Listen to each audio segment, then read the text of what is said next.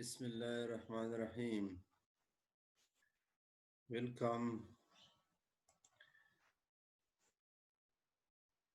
This is Biochemistry 2 course, code Chem 342. We are having lecture 39, and the topic for our today's lecture is uh, nature and classification of hormones. Actually, from today we start our third and final chapter of this course, which is hormones. So today we will be discussing about the nature of and classification of hormones. This is your teacher, Dr. Naim Khan, Associate Professor, Department of Chemistry, CUST. Outline for today's talk include we will describe the hormones in detail. Then we will have a look of the glands, what are glands and for what function actually they are known.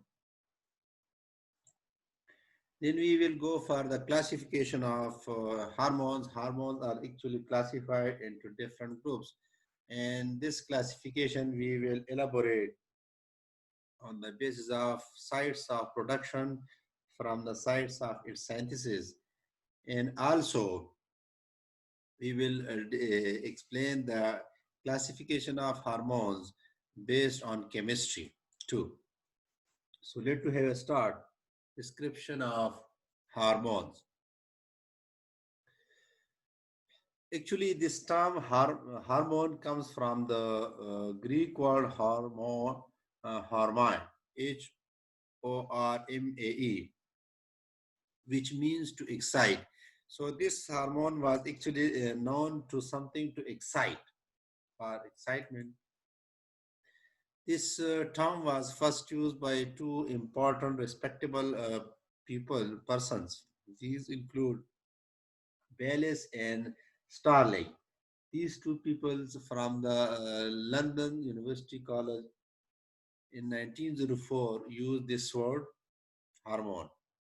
And the hormone word is basically from the Greek, which means to excite. Why they proposed this name? Actually, for the first time, they reported a substance from the intestine, and it was found to have the same function as pancreatic secretion. The function of pancreatic secretion at that time was well known, and these two people actually uh, reported this chemical substance, which was called as vitamin, for the first time. And they pointed out this substance is having the same function as we know for the pancreatic juice.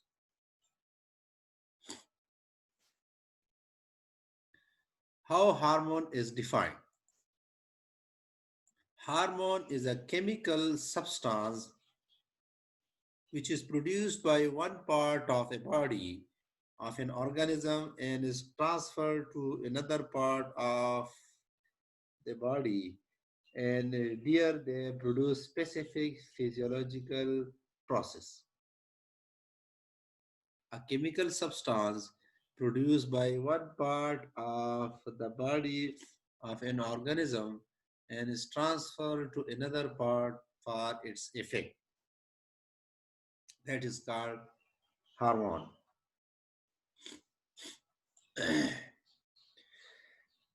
Tissues or organs which are actually producing the hormones, they are also known as effectors because they are causing effects. And tissues or organs upon which these substances affect are called targets.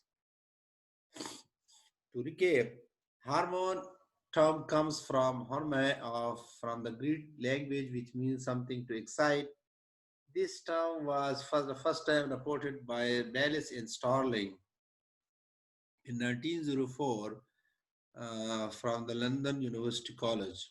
And actually, these two people, for the first time, reported a chemical substance from the intestine and they reported to having the function which is already known for the pancreatic secretion. From the definition point of view, hormone is commonly definition in journal. This is hormone is a chemical substance which is produced by one part of a body of the organism and is transferred to another part of the organism where it is producing physiological function. Tissue or hormone which produces hormones are called effectors, and the tissues upon which hormone produce effects are called targets. Excuse me. Hormones are different from nutrients and enzymes. How? Hormones are utilized in very small quantities compared to nutrients. Carbohydrate, lipids, proteins, they are consumed in a very large quantities. Hormones are not required that much concentration. So hormones are required in small quantities compared to the nutrients. From the enzyme point of view, enzyme can initiate and accelerate a reaction rate, while hormones cannot initiate, but they can only accelerate the rate of reaction. A reaction already started can be further accelerated by hormones, and enzyme can even initiate a reaction. Hormones are consumed in a process, means hormones are not catalysts because hormones are consumed in the process, while enzymes are catalysts, they are not consumed.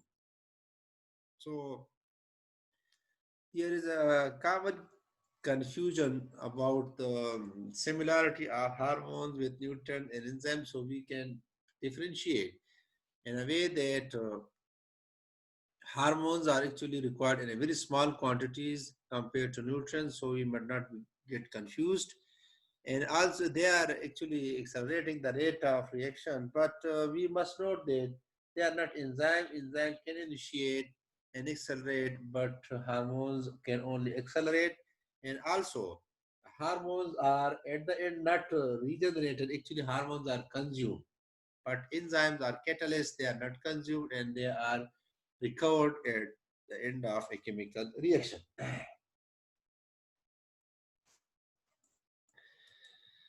Hormones have some peculiar nature. They are readily oxidized and therefore require continuous supply. As hormones are continuously oxidized, changed to different forms, so for their proper functioning of the body, hormones must be supplied continuously. They are small molecules, they are easily absorbed and easily transported to their targets. So this is not that much having complicated structure, because we know that for vitamin B12, we saw a big and complicated structure. Similarly, vitamin D, vitamin A, they are having complicated structure.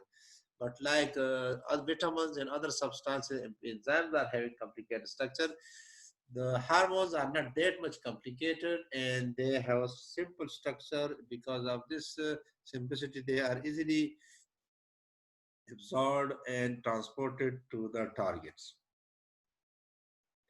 Non-specific in their action. Actually, hormones are not specified that it will be produced by an individual and it will function only there. It's not like that. Hormones actually produced even sometime by one organism may be fully function in an organism from other species. Interspecies function. A hormone, if extracted from one species, it may have a function in individual of another species. For example, we have an example of adrenaline. This is the hormone which is producing effects on in crustaceans, human beings, and vertebrates. Human beings, crustaceans, and vertebrates, remember they are different things, but only a single hormone, which is adrenaline, can produce an effect. So it means that hormones are not very much specific in its function. Hormone extracted from an individual can have function even in the organism of another species. So hormones are very peculiar. They have some specific nature, peculiar nature. One is a readily oxidized, so must be supplied continuously. And they are small molecules, so they are easily absorbed and transported to the targets. They are not specific in their actions. A hormone may function in individuals from other species too. Hormones conduct a variety of functions ranging from growth. Their hormones are performing several functions and they are starting from growth. They have vegetative function, they have sexual development, they have cellular oxidation, and also thermal production and metabolism of carbohydrate, proteins, and fats. So almost majority of the functions of the body, well-known functions are mentioned here. Hormone is required for growth, sexual development, cellular oxidation, and metabolism of carbohydrate, proteins, and fats. So it means everything is almost included. They have variety of function. However, in general, there are four major functions, four categories functions are known for hormones, and they are number one, regulatory function or hemostatic function. Actually, hormones maintain the hemostasis of the body, and this is done by regulation. Regulation of metabolism and maintaining a normal and constant state of the body, that is done by the hormones. So the very, very big function that it is regulating the metabolism and maintaining the internal hemostasis of the body. Second, permissive functions. Actually, one hormone most of the time require another hormone for its function to perform. So they need the permission. For example, we know that hypophysis, pituitary gland is the king, and majority of the hormones are under the control of pituitary gland. So pituitary gland hormones. So hormones requires the presence of another hormone for its function. So they are permissive also. Integrative in function. Actually, they are integrating with the nervous system neuroendocrinology. So they actually integrate with the nervous system for proper functioning of the body. Morphogenetic functions. They control the development starting from embryo to adult. So they are morphogenetic in nature because they are controlling the growth even starting from embryo up to the adult body. Hormones are very important because they are performing a lot of functions. In general, we have four categories of functions. Hormones are regulatory or hemostatic. They are maintaining the internal environment balance. Their permission function means one hormone requires the presence of another one. They are integrative because they integrate with the nervous system.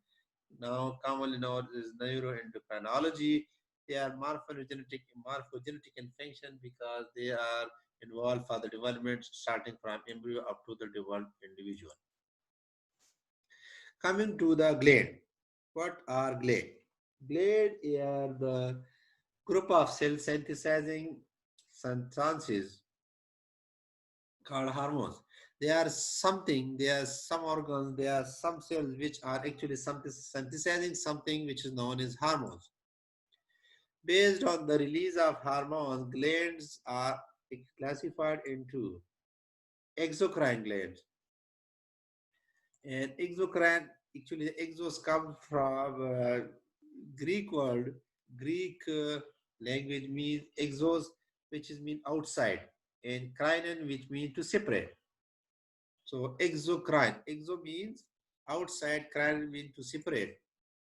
So they are also called duct glands. These glands have duct. That's why they are called duct glands. They secrete their secretion through ducts into their targets. These are the glands which are having a special tube which is called duct. They secrete their secretion into the duct, and through the duct, the secretion is reached to the targets.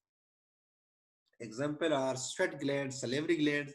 These glands are having a special duct and their secretion is poured into the target. So glands are something which synthesize hormones, and gland may be two types because based on the secretion of hormones, One are exocrine gland. Exocrine are those which are having duct and they secrete their secretion through the duct into their targets. For example, sweat gland and salivary gland. Next are endocrine glands. The same way endocrine comes from the endon. Endon means within. Or crinen are means to separate. So they are called ductless gland because these glands are not having duct to pour their secretion through it. Then what they do?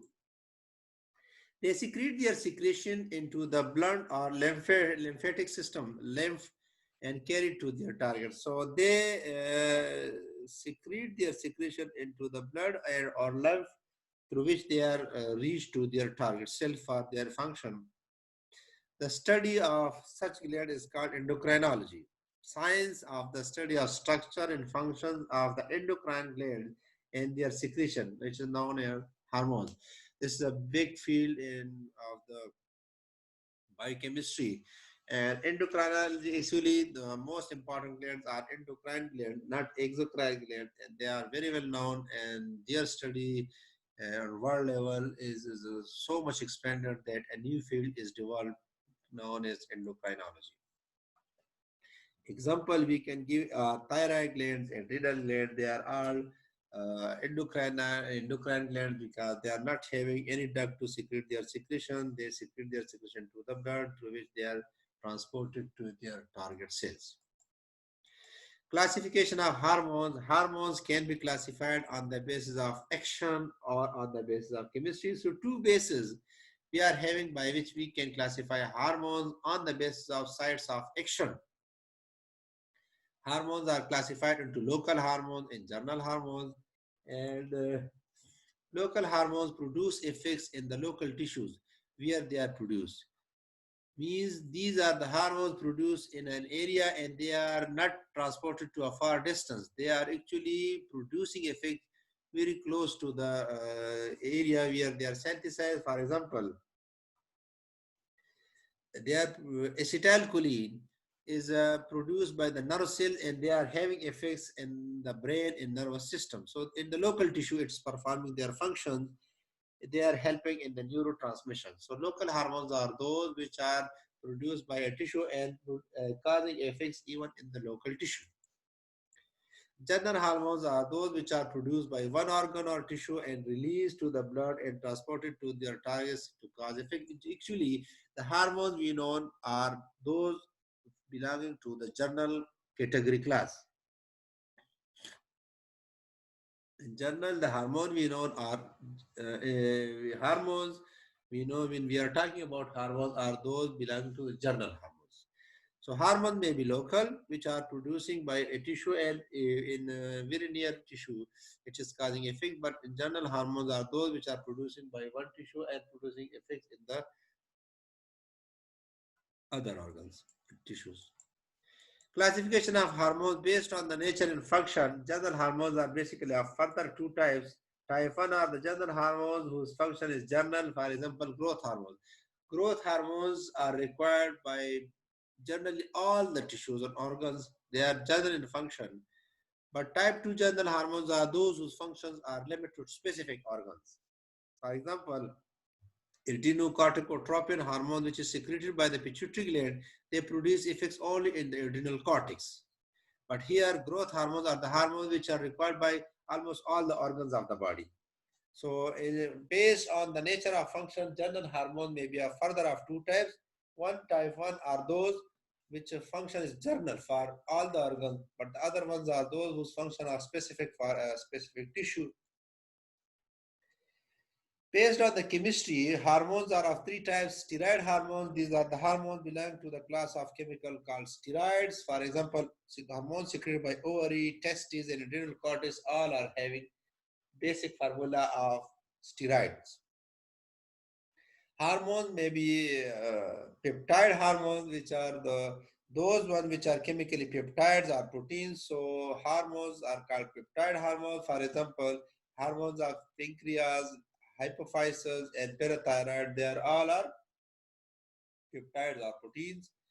And third class is the amino acid hormones. These are the hormones which are actually chemically derived from amino acids. For example, hormones of adrenal medulla and thyroid, they all are amino acids. So based on the chemistry, from the biochemistry point of view, which are actually involved, interested in this classification. So based on chemistry, hormones may be steroid hormones, which are having steroid formula, which may be peptide hormone, means they are chemically having peptides or proteins, or they are amino acid, means they are derivatives of amino acid.